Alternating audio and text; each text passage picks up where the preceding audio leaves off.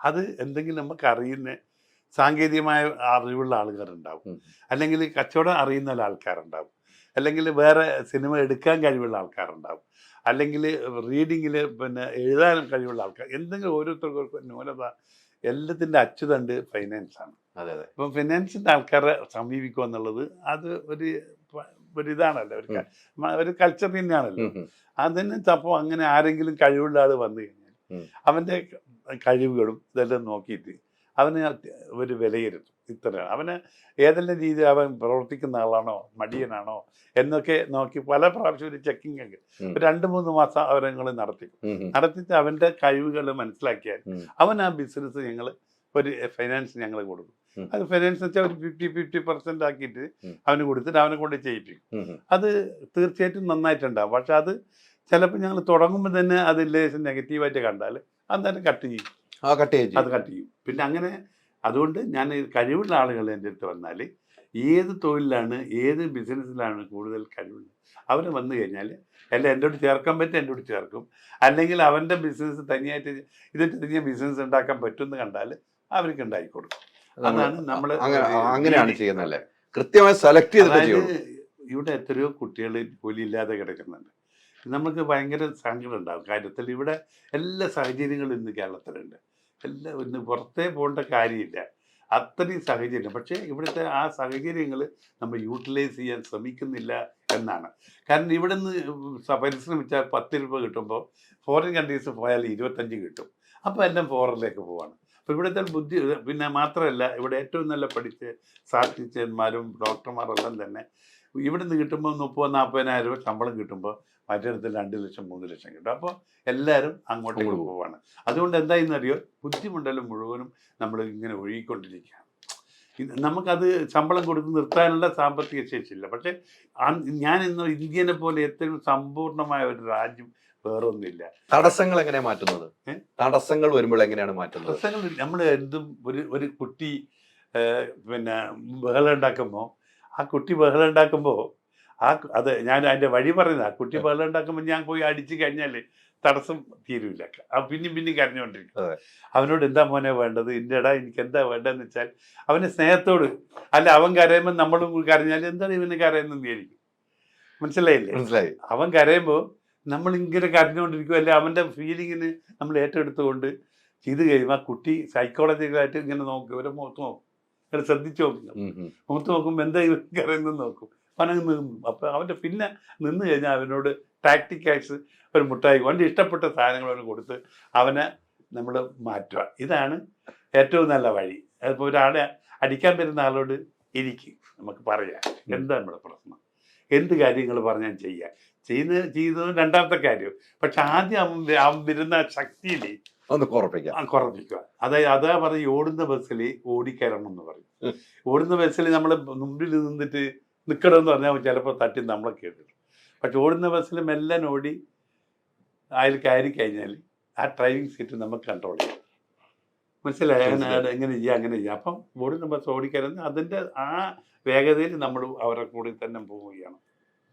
ഇതൊക്കെയാണ് ഞാൻ പഠിച്ച ചെറിയ കാര്യങ്ങൾ. നമ്മൾ ഓരോ ചോദിക്കുമ്പോഴാണ് കിട്ടുന്നത്. ഇപ്പം അപ്പോൾ നമ്മൾ ഈ കേരളത്തിനെ പറ്റി കുറ്റം പറയുന്ന സമയത്ത് കേരളത്തിൽ എങ്ങനെ നമുക്ക് ബന്ധപ്പെടുവാൻ സാധിക്കും എന്നാണ് നോക്കേണ്ടത്. മനസ്സിലായി. അത് ഏത് രീതി നമുക്ക് ഇവിടെ ചെയ്യാൻ പറ്റും. ജോലി ചെയ്യാന്ന് പറഞ്ഞാൽ ഇവിടെ ജോലി ചെയ്താൽ ജീവിക്കാൻ നല്ല സാഹചര്യം. പക്ഷെ അധ്വാനിക്കണം. ചെയ്യാൻ പറ്റില്ല. ഫോറിനെല്ലാം പോയിട്ട് ചിലപ്പോൾ വലിയ പ്രതീക്ഷിക്കും. എത്രയോ പോയിട്ട് തിരിച്ചു വരുന്ന ആൾക്കാരുടെ ലേബേഴ്സ് എല്ലാം അവിടെ അത്ര സുഖമുള്ള കാര്യമൊന്നുമില്ല. നല്ലോണം കഷ്ടപ്പെട്ടാലേ അവിടെയും കിട്ടും. അപ്പോൾ നമ്മൾ അധ്വാനിക്കാനുള്ള നല്ല മനസ്സുണ്ടാവുക. നമ്മൾ പഠിച്ച് ആ കാര്യം സമഗ്രമായി പഠിച്ചിട്ട് അത് ചെയ്യാനുള്ള മനസ്സുണ്ടാവുക. ആത്മാർത്ഥമായി പണിയെടുക്കുക.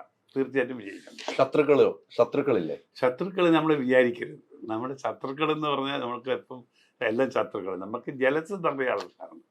അപ്പോൾ ശത്രുക്കളായിട്ട് നമ്മൾ ഒരാളെ മാത്രമേ എൻ്റെ മുമ്പിൽ ശത്രുക്കളായിട്ട് കാണുന്നത്.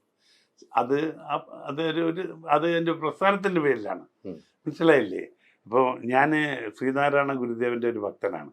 ശ്രീനാരായണ ഗുരുദേവൻ്റെ ദർശനങ്ങളെ അതായത് മോശമാക്കിക്കല്ല, അല്ലെങ്കിൽ ആ ദർശനങ്ങളെ മാറ്റി അതിന് ആ ദർശനങ്ങളെ സമൂഹത്തിൽ കൊണ്ടുവരേണ്ട ആൾ, ഉത്തരവാദിത്തപ്പെട്ട ആൾ തന്നെ അത് നിഷേധിക്കുമ്പോൾ, അത് നിഷേധിച്ച് വേറെ ഒന്ന് അതിനെതിരായിട്ട് പ്രവർത്തിക്കുമ്പോൾ തീർച്ചയായിട്ടും നമ്മളത് പറയാതിരിക്കാൻ പറ്റില്ല. അത് ഞാൻ ഗുരുവിശ്വാസി ആയതുകൊണ്ടാണ്. കാരണം എല്ലാ ജാതിയും മതങ്ങളും എല്ലാം ഒന്ന്. അതായത് മതം ഒരു ജാതി ഒരു മതം ഒരു ദൈവം എന്ന് ഗുരുദേവൻ പറഞ്ഞിരിക്കുകയാണ്. മതം ജാതി ചോദിക്കരുത് പറയുന്ന, ജാതി വേണ്ടെന്നോ മതം വേണ്ടെന്നോ പറഞ്ഞില്ല. ചോദിക്കരുത്. മതം എന്നത് മനുഷ്യത്വമാണ്. മതം എന്നത് മനുഷ്യത്വമാണ്. ജാതി എന്ന മനുഷ്യജാതിയാണ്. ഇതിൽ വ്യത്യാസമില്ല. ഗുരു അതാണ് പറഞ്ഞുകൊണ്ടിരിക്കുന്നത്. നമ്മളിപ്പോൾ ഒരു 100 ബിസിനസ് ഉള്ള അടുത്ത് പോകുന്നു, ഒരു മീറ്റിങ്ങിൽ പോകുന്നു, എത്ര ആൾക്കാരുണ്ട്, അവരേത് മതവും ജാതി എന്നിട്ട് നമ്മൾ പോകുന്നത്. നമ്മൾ ഒരാൾ റോഡ് മേലെ വീഴുമ്പോൾ അത് കീഴുമ്പോൾ ഇനി മതവും ജാതിയും നോക്കുന്നത് അതല്ല. അപ്പം നമുക്ക് ശരിക്കും മനസ്സിലായാൽ നമുക്ക് മനസ്സിലാക്കാൻ പറ്റും നമ്മൾ ഏത് ജീവിതത്തിൻ്റെ ഓരോ ഭാഗങ്ങളും അതിനടിസ്ഥാനപ്പെടുത്തല്ല ജീവിക്കുന്നത്. സ്നേഹമാണ് ഏറ്റവും കാര്യം. നിങ്ങൾ എന്നെ സ്നേഹിക്കുന്നുണ്ട്, എന്നെ സ്നേഹിക്കുന്നുണ്ട്, ആ സ്നേഹം ഉണ്ടെങ്കിൽ ഇപ്പോൾ എൻ്റെ ഒരു സഹോദരനാണ് നിങ്ങളെല്ലാം തോന്നിക്കഴിഞ്ഞാൽ അത് ഏത് ആൾ കണ്ടാലും നമുക്ക് സഹോദരന്മാരും. ഇപ്പോൾ അകലയിൽ വന്നപ്പോൾ എൻ്റെ ഒരു സ്വന്തം സഹോദരനായിട്ട് സ്നേഹിക്കാൻ പറ്റുമെന്ന് നമുക്ക് തോന്നിയിട്ടുണ്ടെങ്കിൽ സഹോദരൻ തന്നെയാണ്, അതിലൊരു മാറ്റവും ഇല്ല. ഇന്ന് നബിദിനത്തിൻ്റെ പിറ്റേ ദിവസമാണ്. ഒരു സഹോദര്യത്തിൻ്റെ ഏറ്റവും പാഠം പഠിപ്പിച്ചെന്ന് ഒരു പ്രവാചകനാണ് അദ്ദേഹം.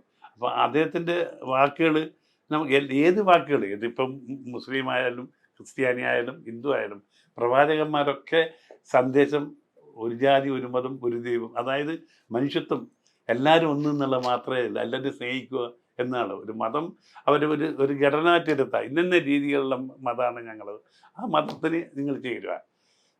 മറ്റുള്ളൊരു മതം മോശമാണെന്ന് ഒരു കാലത്ത് ഒരു മതവും പറയില്ല. എൻ്റെ മതം നല്ലതെന്ന് പറയും എന്നല്ലാതെ മതത്തിൻ്റെ കാര്യം പറയുന്നത് അങ്ങനെയാണ് പറയുന്നത്. അതായത് അങ്ങനെയാണ് പഠിപ്പിച്ചിരിക്കുന്നത്, നമ്മളൊക്കെ പഠിപ്പിച്ചു. അവിടെ മാത്രമേ ഈ നമ്മൾ ശ്രീനാരായണ ഗുരുവിന്റെ പാത പിന്തുടർന്ന് പോകുന്നു, ആ സത്യങ്ങൾ വിളിച്ചു പറയുമ്പോൾ അവിടെ മാത്രമേ ശത്രുക്കളുള്ളൂ. അവിടെ മാത്രം ശത്രുക്കളുണ്ടാകും. കാരണം അത് ശത്രു എന്നല്ല, അദ്ദേഹത്തെ അവർക്ക് വരുന്ന നഷ്ടങ്ങൾ, അതായത് നിങ്ങൾക്ക് കിട്ടേണ്ട, അതായത് സമൂഹത്തിന് കിട്ടേണ്ട പൈസ ഒരാളത് വലിച്ചെടുത്ത് സ്വന്തം സ്വാർത്ഥ താല്പര്യത്തോട് ഉപയോഗിക്കുമ്പോൾ അത് ഒരു അനീതിയാണത്. ഒരു സമൂഹത്തോട് ചോദിച്ചിട്ടുണ്ട്. ആ ചോദ്യങ്ങൾ ഒത്തിരി ചോദിച്ചിട്ടുണ്ട്. ഞാൻ എത്രയോ ചോദിച്ചിട്ടുണ്ട്. അതിനെപ്പറ്റി ശത്രു അതാണ് ഞാൻ ചോദിച്ചത്. അവിടെ ഞാൻ ശത്രുതാക്കിയിട്ടുണ്ടല്ലാതെ ഞാൻ എൻ്റെ ബിസിനസ്സുകാരുമായിട്ട് മറ്റൊരു ഒരു തരത്തിൽ ആരോടും അല്ല. അതാണ് അതിന്റെ കൃത്യമായിട്ട്. ഏറ്റവും കൂടുതൽ സന്തോഷം വരുമ്പോൾ എന്താ ചെയ്യുന്നത്? സന്തോഷം വരുമ്പോൾ എന്താണ് ചെയ്യുന്നത്? സന്തോഷം വരും. അപ്പൊ എന്താണ് സാധാരണ ചെയ്യുന്നത്? നമുക്ക് എന്ത് ചെയ്യാൻ പറ്റും? എല്ലാവരും സന്തോഷിപ്പിക്കാൻ വേണ്ടി, എല്ലാവരും സ്നേഹം എനിക്ക് പറ്റാൻ വേണ്ടിയിട്ട് എനിക്ക് എന്ത് ചെയ്യാൻ പറ്റും ചിന്തിക്കും. ദുഃഖം വരുമ്പോൾ എന്നെക്കാളും കൂടുതൽ ദുഃഖിക്കുന്ന എത്ര പേരുണ്ട്, എത്രയോ ദുഃഖം നിൽക്കുന്ന ആൾക്കാരുണ്ട്. അവരെ ദുഃഖം ഓർത്താൽ എനിക്ക് എൻ്റെ ദുഃഖം ഒന്നുമല്ല എനിക്ക് മനസ്സിലാക്കി. അതാണ് ദുഃഖം വരുമ്പോൾ നമ്മൾ അങ്ങനെ ദുഃഖത്തെ നമ്മൾ കണക്കിലെടുക്കാം. ദുഃഖത്തെ നമ്മളിത് പ്രപഞ്ചത്തിന്റെ ഒരു സത്യമായിട്ട് നമ്മൾ കണക്കാം. ദുഃഖം മരണമല്ലേ. ഏറ്റവും എൻ്റെ മകൻ മരണപ്പെട്ടപ്പോൾ ഏറ്റവും ദുഃഖം. തീർച്ചയായിട്ടും. പക്ഷെ എത്രയോ പിള്ളേർ മരണപ്പെട്ടിട്ടുണ്ട്, എത്രയോ അത് അങ്ങനെ സംഭവിച്ചു കഴിഞ്ഞാൽ പിന്നെ നമുക്ക് എന്ത് ചെയ്യാൻ പറ്റും? ആ ദുഃഖം ഒരു പ്രപഞ്ച സത്യമാണെന്ന് കണക്കി നമ്മളത് മാറ്റുക. ആ ദുഃഖം ടെൻഷൻ എടുത്തിട്ട് ഒരു കാര്യമില്ല. ഏറ്റവും വലിയ ദുഃഖം ഉണ്ടായത് മകൻ നഷ്ടപ്പെടുമ്പോഴായിരുന്നു. മകൻ നഷ്ടപ്പെട്ടപ്പോഴാണ് ഏറ്റവും വലിയൊരു ദുഃഖം അത് തന്നെയായിരുന്നു. കാരണം നമുക്കത് സഹിക്കാൻ പറ്റാത്ത ദുഃഖമാണ്. ജീവിതം മുഴുവനും നമുക്ക് ചിന്തിക്കുമ്പോൾ നമ്മളെ ജീവിതം മുഴുവനും ആ ദുഃഖം ഇങ്ങനെ നിൽക്കും. പക്ഷെ ആ ദുഃഖത്തെ ഓർത്തിട്ട് നമ്മളൊന്നും ചെയ്യാതിരിക്കുന്നത് ശരിയല്ല. ഇപ്പൊ അവൻ ഏറ്റവും നല്ല ഫാഷൻ ഹോട്ടലായിരുന്നു. അപ്പൊ ഞാൻ ഏറ്റവും കൂടുതൽ ഇപ്പൊ ഹോട്ടലിലെ പ്രാധാന്യം കൊടുക്കുന്നത് അവന്റെ ഓർമ്മ വെച്ചിട്ടാണ്. അവൻ എൻ്റെ പിന്നാലെ ഉണ്ട്.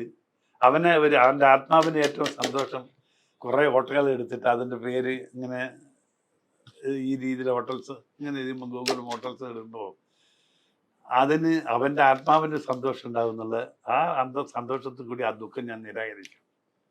അങ്ങനെ എന്തിനും ഒരു പരിഹാരമുണ്ട്, ഏത് ദുഃഖത്തിനും പരിഹാരമുണ്ട്.